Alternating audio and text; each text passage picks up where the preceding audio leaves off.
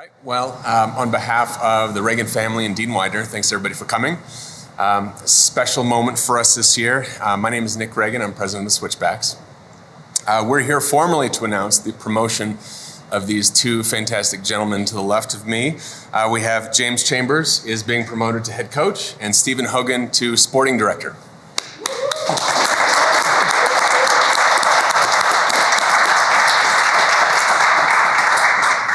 These two gentlemen have proven themselves to be winners and committed to Colorado Springs. Since arriving in 2021, we've qualified for playoffs and made it to the Western Conference Final. These guys have done a great job. This is the first time in club history we've actually separated the role of sporting director and head coach. And at the end of the day, there's a lot of reasons for us to do this, but ultimately it's going to make us a better team. And it's been pretty amazing just to see the teamwork and the history and the context that you guys have together and how that plays out on the field and relationships amidst really the community in general. So 2024 is anticipated to be a banner year for professional soccer growth in the U.S. And Shambo and Hoagie are committed to Colorado Springs being a community rallying point for excitement, inspiration, and connectivity. So we're excited. Thank you guys. Congratulations. Welcome.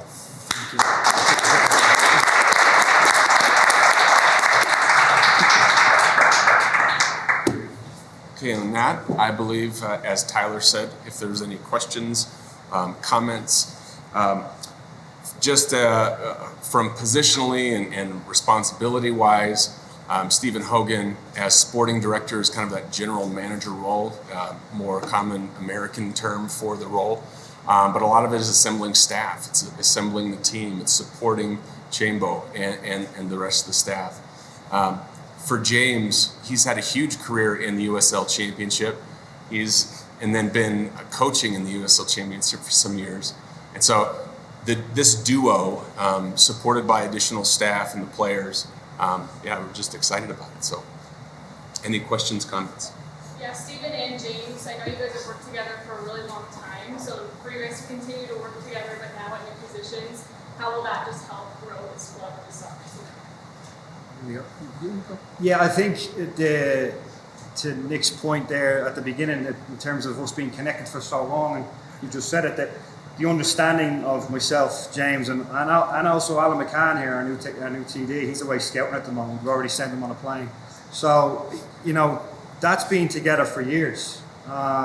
Watched James play in USL in his prime, seeing him help develop players that are playing in Europe now, knew that he was going to be a coach right off the bat, and just continuing to build a relationship from 2016 on, has sort of made it a lot easier to understand, a lot easier to read each other, a lot easier to be positive and argue at times when we have to argue, but it's really receptive and respectful to ourselves, and we really understand how we work. So I think that's the big thing for my position to again echo on this support comment that Nick said. It's massive for me to be the backing behind James and Alan and moving the club forward for what they need. Yeah. I won't tell you how long I know Stephen, because then you'll know our real age, but it's close to probably 20 years. And I know his dream is to be a sporting director. Mine was to be a head coach, and thankfully the organisation have given us that opportunity right now. I think for us moving forward in 2024, Stephen's roles and responsibilities will be off the field and helping on the field. Mine will be on the field and helping off the field. And we have a very good working relationship, an honest one, that we think will strive and help push the club to the next level. Stephen, is it a little bit bittersweet to step away from the coaching part of the game for you? No. I'll be bluntly honest. I loved coaching. I got into the professional game to coach, but I had one or two mentors in Philadelphia that are fantastic mentors and big names in US soccer and in world soccer that sort of brought me to a different direction in my mind. I also had to pay my dues and stay on the field for as long as I had to or can. And again, to James's point, thanks to the organisation, huge thanks to the organisation for giving me the opportunity to actually run the soccer operation of this club. It's been huge success since we got here with the playoff runs that we've been on, but we want to continue to grow, and I think I'm best suited in that role. And Coach Chambers, what's your vision for this club and this soccer team? Yeah, I think since Brendan has been here in 2021 and Stephen took it over last year, I think we've continued to improve. We've continued to maintain a playoff every single season. I think that's our first goal, and as a group we have higher ambitions next season. We obviously have to start at the foundation level when the boys come in pre-season, but I want to get to that again, and I want to achieve more. I know you guys have coached together for a while.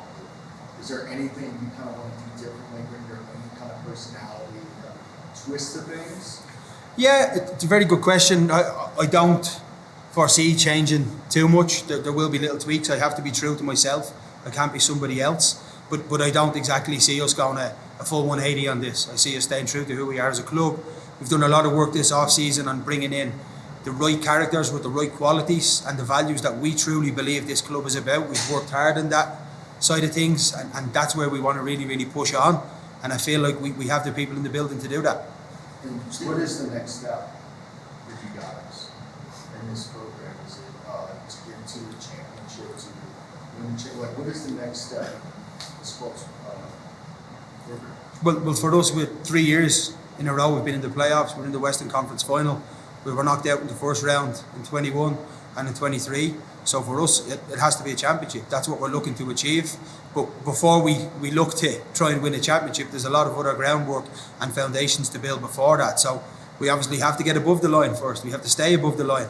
We would like a home playoff. Everybody knows that that's a little bit easier. I know Phoenix kind of went against the grain last year, but it does make things a small bit easier when you have a home playoff game, and it gives you every opportunity to advance to a USL Championship final. That's what we want, but we know that we can't just say that. We have to do a lot to achieve that.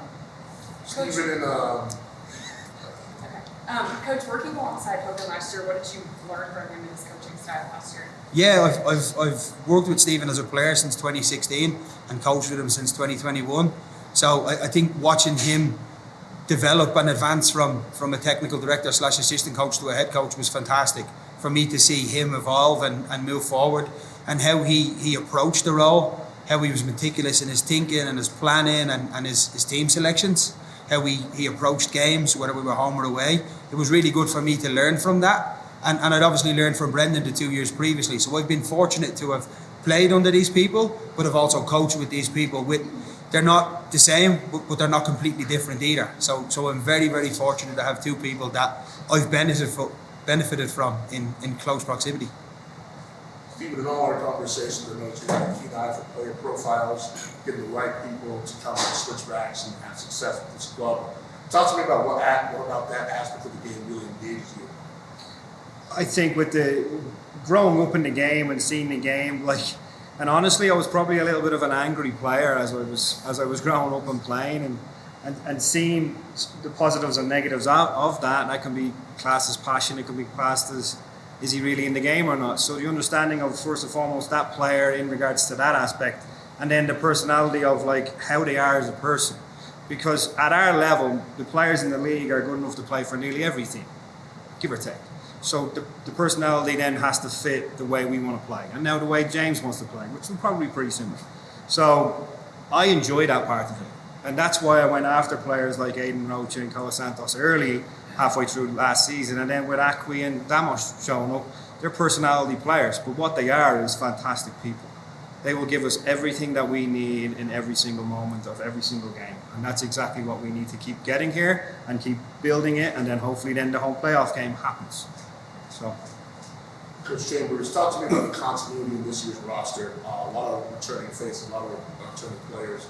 Talk to me about how excited you are to see those guys take the field and basically pick up where you left off last season. Yeah, I think it's really important. It's imperative for continued success and continuity, having the players returning. A lot have been here since 2021. The messages, again, they won't be too dissimilar from what Stephen has tried to implement to what I will try to implement.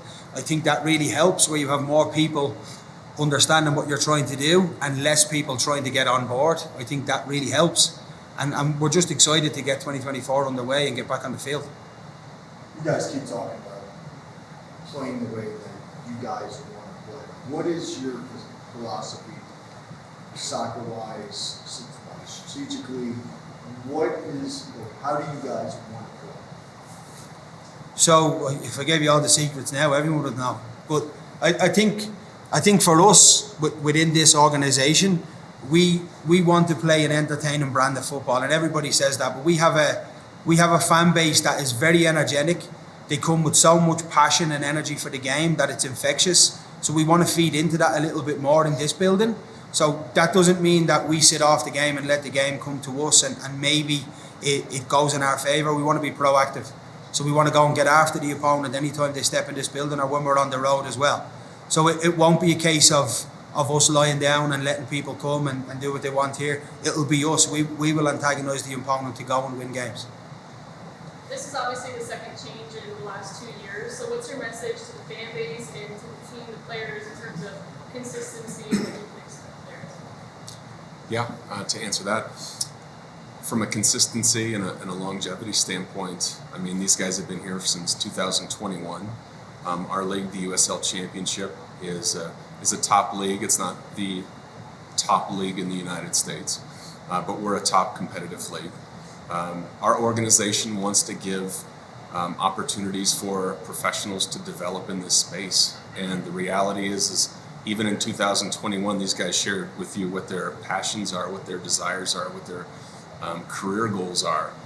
They shared those in 2021. So even last year when Hogan was offered the head coaching role, it was with the foreknowledge that really, he wants to be a sporting director over a head coach. And so we had some conversations. Is this, will you take this role? Can you lead this team?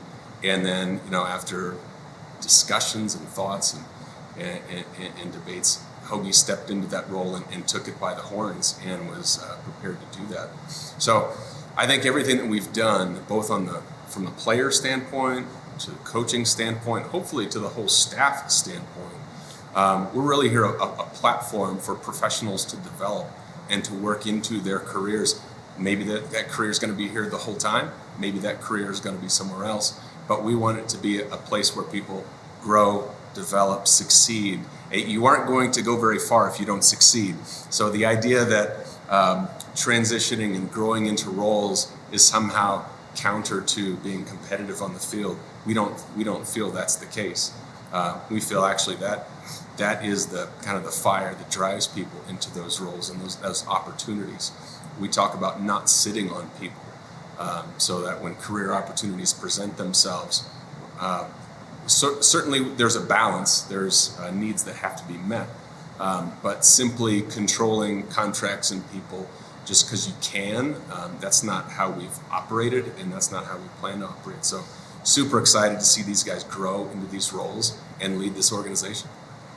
So kind of going off of that and the opportunity, Coach, you got your officer now. When you think back to when you first started playing football, you were a kid, right? Think about then to right now. How surreal is this going? Yeah, it's been a dream of mine. Obviously, look, when you're a 6 or 7 year old boy and you start playing football, you don't dream of being a head coach first and foremost.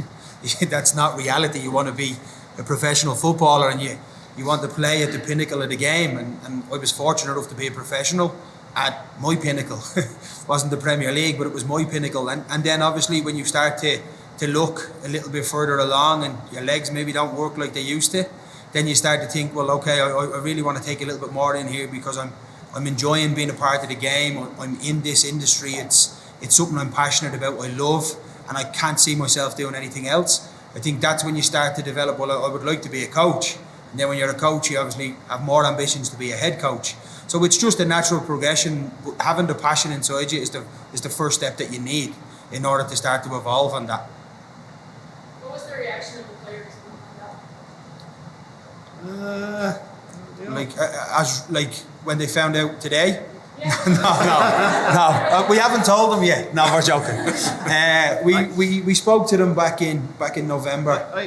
I can tell a story on Drew Scundridge. I know he's not here anymore, but he's one of our own, and we got him out of college into Philadelphia. And he walked in as he was leaving. And he said, "It's the perfect role for you," and that just made me smile. You know what I mean? Because I saw the kid grow in Stanford and then come out and play professional soccer. I think for this league, for where you are, for where you could go, just for me personally, not answering the question for James, but just for me personally, with one or two of the players, they said it's the perfect role for you, and we're excited to see what you do. I appreciate that. Okay. You mentioned perfect role as well. It's such a European model. Sporting directors go, I'm fond of it as well. And bringing it into the club, but also the league, how big of an aspect is that? Yeah, I think it's, if you see the league, I think it's more than half the teams that have this position or will have this position soon, and it will be the full league soon enough.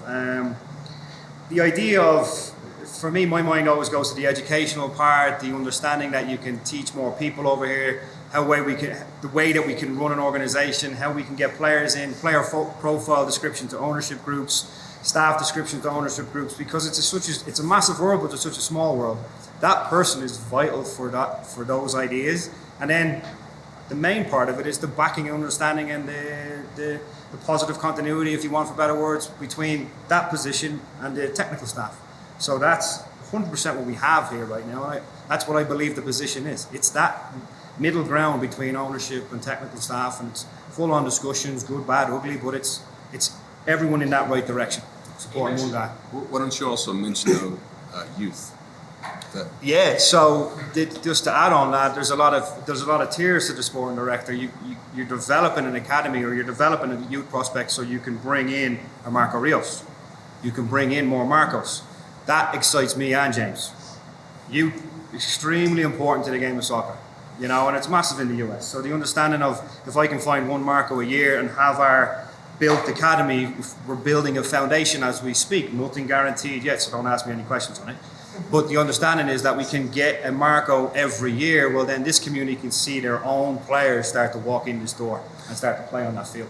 And if you don't know Marco's from Pueblo, so we're talking about local player development.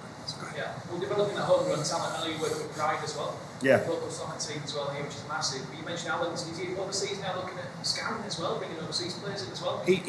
We're with Alan in the way he's working, in the way me and Alan's relationship is. I had Alan when he was in college. I coached Alan in college, so that relationship is tight too. It's locked in. So he's in California right now with the Path to Pro combine. So you just don't know what you're going to find at one or two of these combines. And he's travelled a lot this off season in terms of looking for that gem maybe in League One, definitely in college.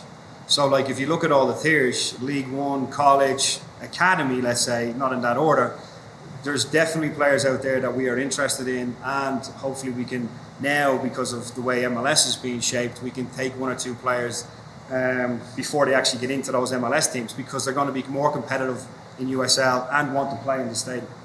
Jebo, congratulations.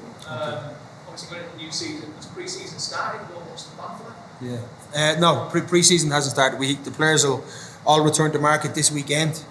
We have next week where it's medicals, testing, and an introduction, a staff introduction to new staff, and for the players who haven't been here before, an introduction to front office, stuff like that. We'll start unofficially a soft start on the 16th. We'll do 3 days that week, and then officially our first start date's the 22nd. So we've a 6-week pre-season with a full week prep before Miami. And you want new faces coming in? Yeah, I think we do, don't we? We have one. We've one more. It should be announced soon. Not telling you who it is. Thanks, guys.